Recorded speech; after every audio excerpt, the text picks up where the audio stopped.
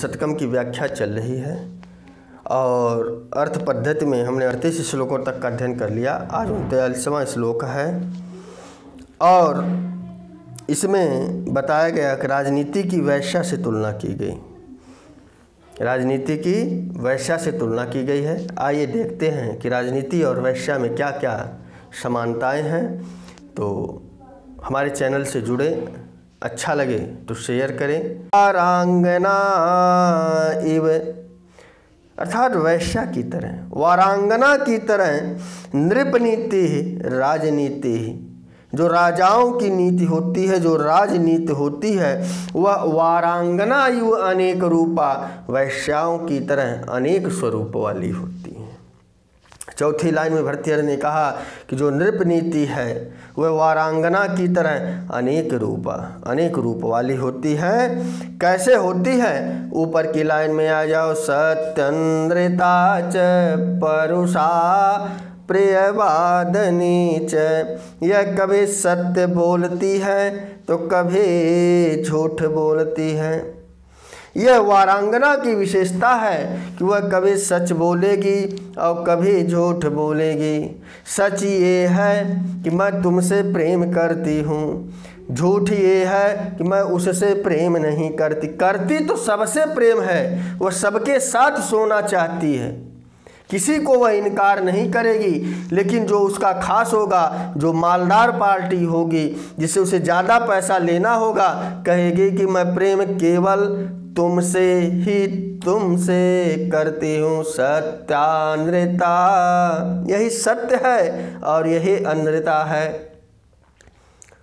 और यह राजनीति के रूप में देखा जाए कि सबके खाते में 15 लाख रुपए आएंगे, यह अनृता है। और सत्य है कि सबको किसान सम्मान निधि मिलेगी। निधि तो मिल रही है लेकिन खाते में 15 लाख नहीं आए। तो यही बताया कि सत्यानृता च परुषा प्रियवादिनी च। परुषा माने कठोर वादनी, यह कठोर वाणी भी होती है और प्रियवादिनी भी होती है। परुषावादिनी और प्रियवादिनी, कभी कठोर बोलेगी, कभी कड़क आवाज में बात करेगी, कभी मीठा मीठा बोलेगी।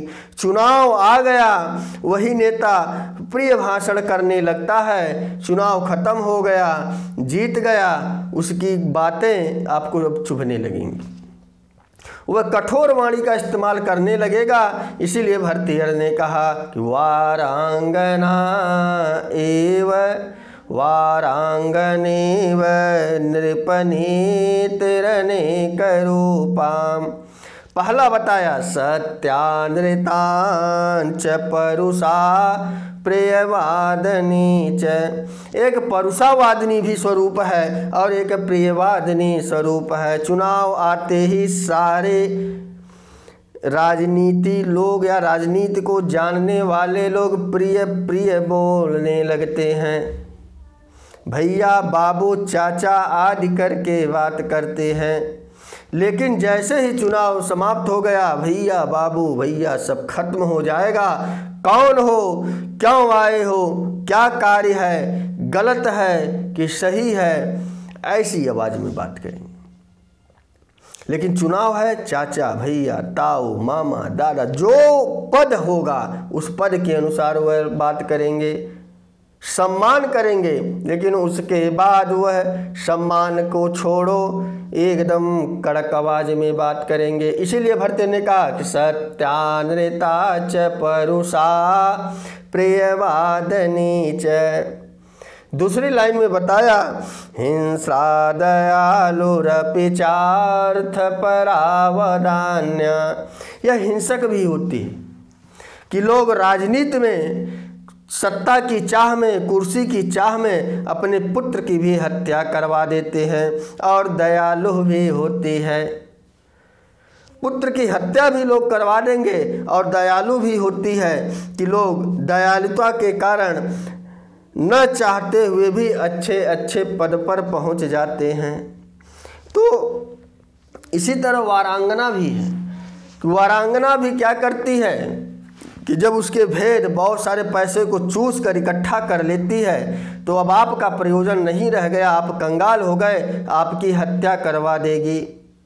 उसी तरह राजनीति भी है, सत्ता की सुख के लिए लोग अपने पुत्र की हत्या कर देते हैं। हमारे भारतवर्ष में ऐसी घटनाएं हो चुकी हैं।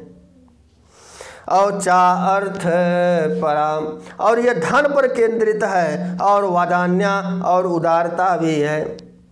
यह बहुत धन पर केंद्रित, धन है तो राजनीति है और उदार भी है कि कभी कभी उदार दिल वाले भी राजनीतिज्ञ बन जाते हैं। अच्छा कार्य है, अच्छा समाज में प्रतिष्ठा है, उदार है, एकदम सहज भाव है, थोड़ा सा भी आप में दोष नहीं है, ऐसा चरित्र यदि समाज में होगा, वह व्यक्ति यदि लड़ जाए तो वह भी जीत जाता है।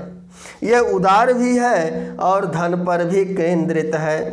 तब भर्तृहरि ने तीसरी लाइन में कहा कि नित्यव्यया, ये नित्य अपव्ययी है, कितना खर्च हो जाएगा इसकी कोई सीमा नहीं है, और कितना आ जाएगा तो प्रचुर नित्य धनागमा,